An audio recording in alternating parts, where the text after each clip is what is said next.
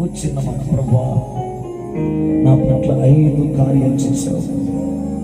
నా జీవితాంతం నీకు రుణపడి నేను స్తుతిస్తాను.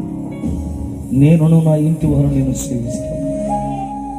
మరణము నన్ను కబలించే వరకు, నీ రాకడ వచ్చే వరకు నమ్మకంగా నేను స్తుతిస్తూ బ్రతుకుతాను. నాకు ఇంటి దీవెనలించి నడిపించండి.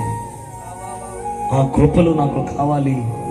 5 కారణాలు బట్టి నిత్యం సేవించి దేవుణ్ణి గణపరుస్తా. నా గురించి ప్రార్థన చేయమన్న వాళ్ళు ఎవరైనా చేతులు ఎత్తగలిగితే మీ గురించి ఒక చిన్న ప్రార్థన. ప్రేమగల తండ్రి, నిజంగా మా ప్రాణాలను విమోచించడానికి నీ ప్రాణాన్ని వెలగా పెట్టిన దేవుడు, మా ప్రాణాలతో నేను స్తుతించి లోక మర్యాదను అనుసరించకుండా మా శరీరాలు సజీవ యాగాలుగా మార్చబడి సర్వాంగ హోమముగా నీ కొరకు ప్రతిష్ఠ చేయబడి పానార్పణంగా నీ కొరకు బ్రతికి కృప మాకు దయచేయండి.